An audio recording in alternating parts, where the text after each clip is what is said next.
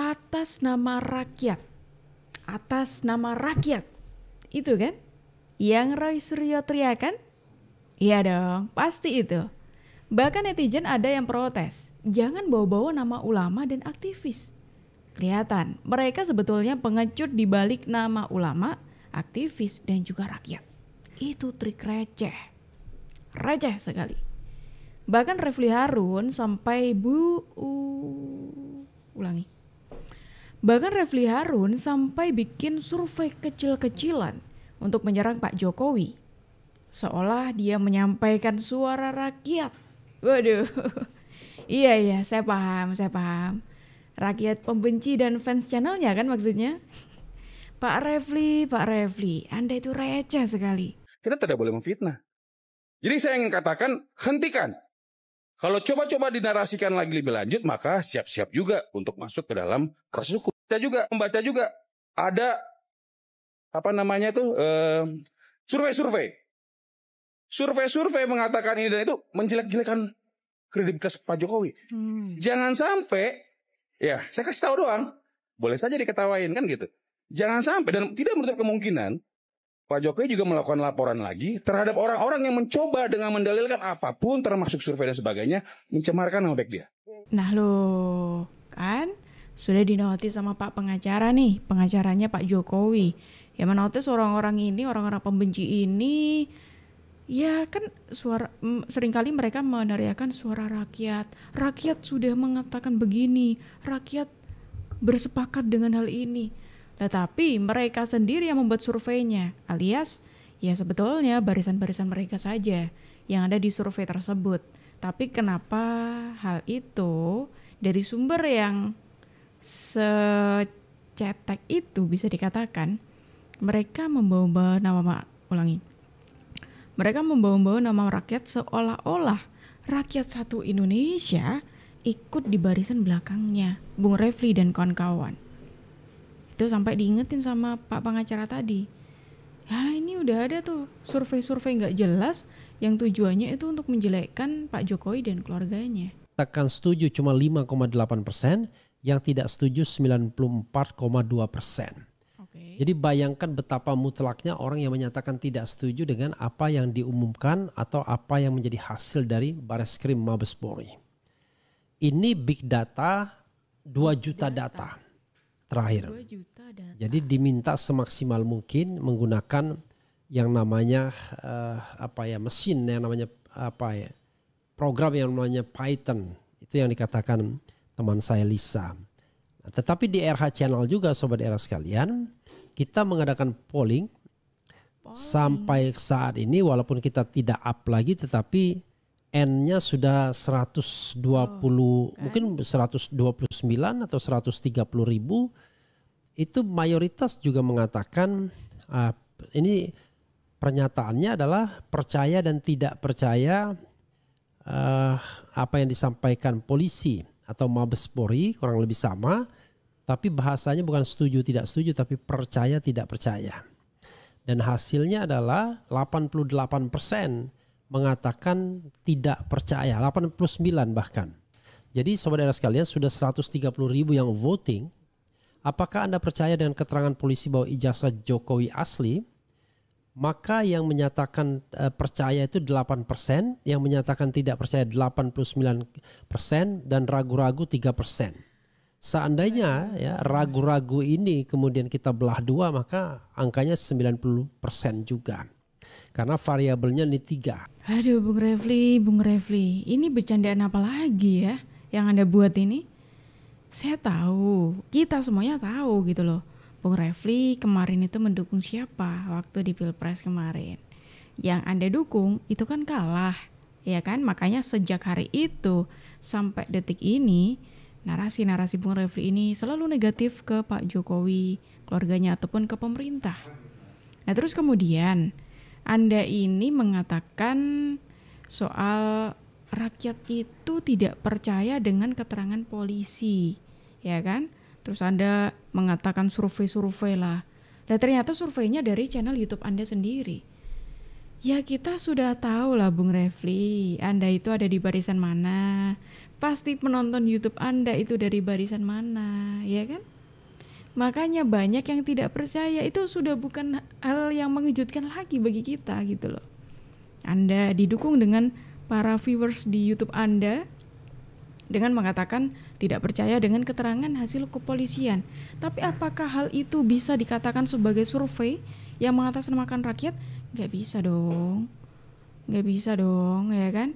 Itu ya sudah jelas dari gerombolan A misalkan. Dari gerombolan A.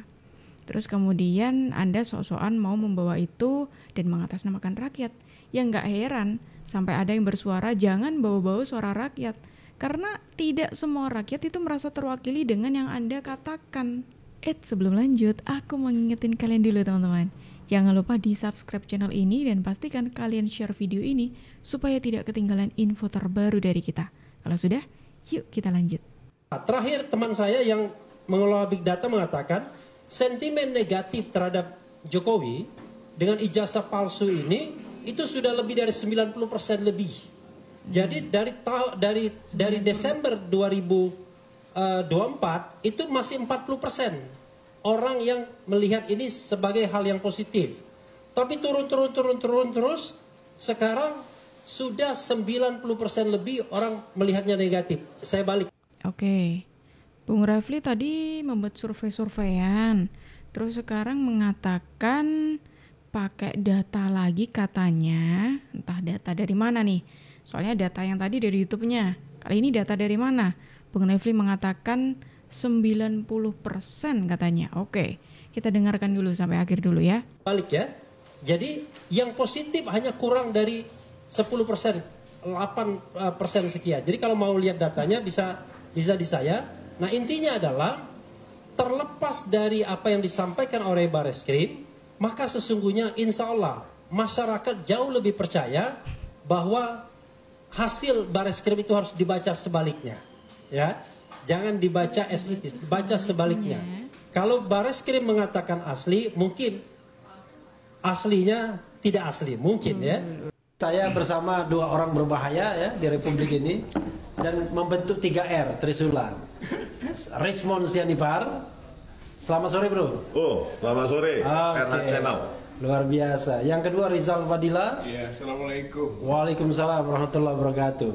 Jadi saudara sekalian, karena waktu kita tidak banyak, Rismond lagi diburu di mana-mana. Nanti sebelum pukul 6 dia akan pergi ya. Maka saya langsung to the point buat Rismond dulu ya. Nggak apa-apa Kang ya? Iya, maka Kang. Oke.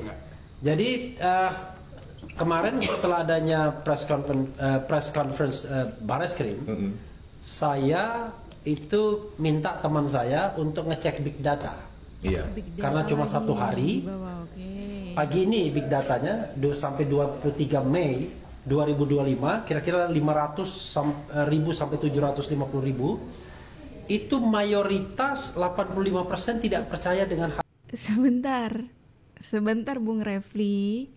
Tadi katanya 90, sekarang kok turun? Kenapa nih? Tolonglah, kalau ngomong itu yang konsisten gitu ya. Ini nggak konsisten loh Anda mengatakan tadi katanya 90, sekarang 80 berapa tadi? 85 atau berapa tadi? Waduh, gimana nih? Hasil Bareskrim. Dengan bahasa yang macam-macam lah. Karena kan kalau big data kan kita apa ya sih istilahnya grab ya. Web mining, penambangan data. Ya, kita ambil data-data itu berdasarkan keyword, ya kan? Jadi sentimennya. Ya, jadi sentimen negatifnya yang tidak percaya Bareskrim itu 85%, yang percaya itu cuma 15% saja. Nah, komentar Anda sesuai dengan SCI, Scientific Crime Investigation. Ya. Silakan. Itu kan menandakan bahwa publik tidak lagi gampang dibodohi. Oke. Ya kan? Bahwa yang Publik tidak lagi gampang dibodohi. Percaya itu saya. Saya percaya dengan kata-kata Bung Rismond yang ini. Kenapa? Karena kita tahu. Pertama, Bung Refli tadi mencela-menceli ngomongnya. Tadi mengatakan 90. Setelah itu turun. Kemudian ternyata setelah kita tahu, Bung Refli ini juga mengadakan survei-surveian lewat channel YouTube-nya. Padahal kita juga tahu. Penonton YouTube-nya Bung Refli ini kebanyakan dari mana sih? Dari barisan yang berat sebelah kok, iya kan? Makanya gitu loh. Kita paham apa yang dikatakan Bung Rismond kalau yang ini ya, kita paham. Masyarakat itu sudah mulai cerdas. Iya cerdas. karena masyarakat cerdas, kita jadi tahu nih, oh ternyata gelagat-gelagat paniknya tuh kayak gini ya, buat survei-surveian, terus coba ngeles yang lain lagi, ngeles pakai survei sekarang. Tapi kalau mereka sudah bawa survei, kita perlu tahu kali ya, sebenarnya survei yang sesungguhnya soal ijazahnya Pak Jokowi, soal penelitiannya dari Bareskrim itu gimana sih di masyarakat? Merilis hasil survei terkait polemik isu ijazah palsu Jokowi. Salah satunya dikeluarkan Center for Indonesia Strategic atau CISA. Dari hasil survei yang dikeluarkan, dari 950 responden, sebanyak 89,87 responden menilai isu ijazah palsu Jokowi sangat memungkinkan disebarkan untuk kepentingan politik tertentu. Selain itu, hasil survei selanjutnya terkait kepercayaan terhadap klarifikasi yang diberikan Presiden ke-7 Joko Widodo terkait ijazah miliknya, sebanyak 51,35% responden sangat percaya dan 25,35% responden cukup percaya. Masyarakat harus lebih bijak lagi. Kembali pada pencerahan publik bahwa sekalipun ada hal-hal yang misalnya diduga menunggangi isu-isu seperti ini, saya rasa bahwa dengan membuktikan diri secara hukum, Pak Jokowi hadir sebagai warga negara Indonesia, mengklarifikasi, kemudian pihak UGM juga ikut serta untuk memberikan pernyataan secara resmi, maka saya rasa masyarakat tidak usah ragu dengan klarifikasi dari kedua lembaga resmi itu. Baik Pak Jokowi sebagai mantan kepala negara dan kepala pemerintahan, maupun juga UGM sebagai institusi pendidikan yang resmi. Tuh kan, Bung Refli ngomong-ngomong ini dapat sumber dari mana ya? Surveinya dari mana ya? Ini dikatakan loh dari survei yang juga menyatakan, juga melihat bagaimana situasi ini soal ijazahnya Pak Jokowi, tapi surveinya berbanding terbalik dengan yang Bung Refli katakan. Justru di survei kali ini, masyarakat itu meyakini kalau penyebaran masalah isu ijazah ini diduga ini ada orang-orang di balik itu semuanya yang berusaha untuk mencari keuntungan ya. Ada orang-orang yang bermain di belakang ini semuanya. Ayo, gimana? Dapat dari mana coba? Sementara mereka yang mengetahui kasus ini yang tidak percaya bahwa Pak Jokowi memalsukan ijazah itu 69,7%. Ya. Jadi kalau yang warna biru itu yang tidak percaya 69,7%, sementara semua responden terlepas mereka tahu atau tidak tahu, yang tidak percaya bahwa Pak Jokowi memalsukan ijazahnya itu 66,9%. Jadi kisaran 66,9 sampai 69,7% yang tidak percaya. Nah, begitu ya. Jadi mayoritas pada dasarnya yakin Pak Jokowi tidak memalsukan ijazah. Tuh, ini semakin kuat lagi nih Bung Refli ya. Kalau tadi saya katakan ada survei yang mempercayai kalau ijazahnya Pak Jokowi diisukan palsu, ini ada orang-orang yang berusaha untuk mencari keuntungan di balik itu semuanya. Jadi memang ada kesengajaan di balik isu ijazah Jokowi palsu. Kemudian ini ada survei lagi yang menyatakan dari sekian banyak manusia yang ada di Indonesia gitu ya, 70%, hampir 70% rakyat Indonesia itu tidak percaya kalau Pak Jokowi memalsukan ijazahnya, alias masyarakat percaya ijazahnya Pak Jokowi asli. Ijazah Jokowi itu yang pasti tidak akan diputus palsu, tidak mungkin. Imbas politik, termasuk juga imbas sosialnya, itu akan besar. Salah satunya misalnya dia harus mengungkit persoalan bagaimana Joko Widodo memiliki legitimasi sebagai wali kota di Surakarta misalnya. Termasuk juga menjadi gubernur di DKI Jakarta. Bahkan 2 periode sebagai Presiden Republik Indonesia. Jadi menyatakan secara hukum ijazah Jokowi palsu itu risikonya cukup besar dan memiliki modal sosial yang juga sangat besar. Dalam politik hukum kita tidak dikenal publik melakukan keberatan atas dokumen resmi semacam ijazah ini terhadap penyelenggara negara kalau tidak memiliki dampak apapun. Artinya mereka yang berusaha menggugat itu harus merasa dirugikan dulu. Sementara kalau kita cek misalnya dari kelompok-kelompok yang melakukan gugatan terhadap ijazah palsu Joko Widodo, mereka secara hukum tidak dirugikan. Jadi gugatan semacam ini saya kira hanya semacam gimmick politik. Sisi yang lain mungkin penting kalau urusan semacam itu dilakukan pada saat Presiden Joko Widodo masih menjabat. Apa yang mau didapatkan oleh penggugat? Tidak ada. Termasuk juga perubahan kondisi ekonomi sosial dan juga termasuk juga perubahan politik kita juga tidak ada. Harus ada kesadaran bagi publik untuk tidak mengungkit dokumen-dokumen resmi seseorang yang pernah menjabat sebagai pejabat publik semasa tokoh tersebut sudah tidak lagi menjabat. Ini sebagai upaya untuk kita menempatkan kedaulatan hukum kita, termasuk juga kita menghargai dan juga menjaga martabat tokoh tersebut, yaitu adalah Presiden Joko Widodo. Justru kalau mau ada gugatan-gugatan terhadap Joko Widodo karena faktor mungkinnya Presiden Joko Widodo dianggap tidak berprestasi, mengecewakan, atau bahkan mungkin melakukan kerusakan terhadap konstitusi kita, akan lebih bermartabat kalau Joko Widodo itu dituntut dulu ke hal-hal yang lain. Misalnya Joko Widodo melakukan kolusi, melakukan perusakan konstitusi, itu akan lebih bermartabat digugat dibandingkan hanya sekedar menggugat ijazah palsu. Kalau yang diuji adalah urusannya apakah ijazah ini asli dalam arti produk dari akademik yang melahirkan ijazah ini, ya, itu asli atau tidak, itu bukan di pengadilan mestinya, ya.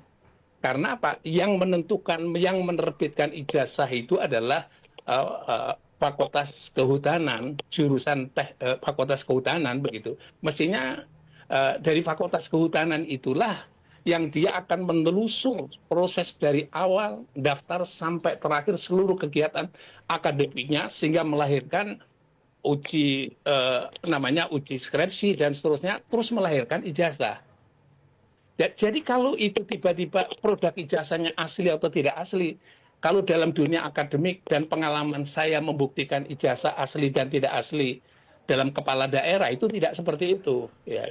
Jadi juga yang menentukan dia penerbit ijazah itulah yang menentukan dia asli atau tidak asli. Itu pernyataan dari pengamat politik yang melihat kalau masalah ijazahnya Pak Jokowi yang katanya disebut palsu gitu ya. Ini tuh hal yang sangat beresiko sekali kalau misalkan itu benar gitu loh teman-teman. Tindakan yang benar-benar beresiko. Masa iya sih seseorang akan melakukan hal yang sangat beresiko seperti itu, apalagi ini Pak Jokowi kan seorang pejabat publik gitu. Kayak ini sulit loh untuk memalsukan ijazah, apalagi kampus tersebut kampus ternama seperti itu. Dan yang menarik lagi pernyataan yang mengatakan untuk membuktikan ijazah itu asli apa tidak, itu bukan dari pengadilan tapi dari penerbit ijazah tersebut, alias berarti kampusnya dong ya. Dan UGM itu sudah memberikan pernyataan kalau Pak Jokowi ini mahasiswanya alumni dari UGM juga. Yang bikin repot ya orang-orang itu loh sebetulnya. Sudah dikasih fakta, mereka tidak mau. Mereka tidak percaya dengan fakta tersebut. Dan mereka terus menarasikan yang enggak soal ijazahnya Pak Joko Widodo. Sebelum lanjut, aku mau ngingetin kalian dulu teman-teman. Jangan lupa di subscribe channel ini dan pastikan kalian share video ini supaya tidak ketinggalan info terbaru dari kita. Kalau sudah, yuk kita lanjut. Kalau menggugat suatu ijazah itu harus ada orang yang dirugikan. Ya. Lalu Anda yang menggugat itu ruginya apa? Ya, Anda tidak rugi kan seumpama ijazah saya palsu. Palsu misalnya, Anda kan tidak rugi apa-apa, Anda tidak boleh gugat dong, Anda tidak rugi. Itu di hukum perdata harus yang rugi. Di hukum tata negara juga. Di perbuatan melawan hukum juga, jangan sembarang kan ada, Pak, kan gugatan bukan hanya sengketa perdata. Perbuatan melawan hukum.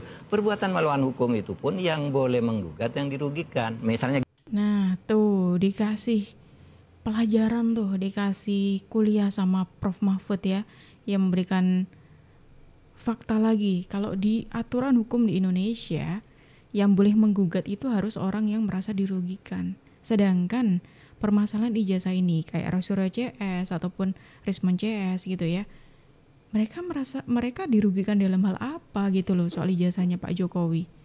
Mereka kan yang menuntut. Terus kenapa ini terus-terusan mau diteruskan masalah ijazahnya Pak Jokowi, dan mereka kayak gak suka banget kalau permasalahan atau kasus ijazahnya Pak Jokowi ini ditutup atau diberhentikan. Sedangkan menurut aturan yang ada di Indonesia, memang harus ada orang yang dirugikan dalam hal kasus perdana maupun pidana. Gimana menurut kalian teman-teman? Silahkan tulis pendapat kalian di kolom komentar dan terima kasih karena kalian sudah menemani aku dari awal sampai akhir. Aku Juju pamit undur diri. Sampai jumpa.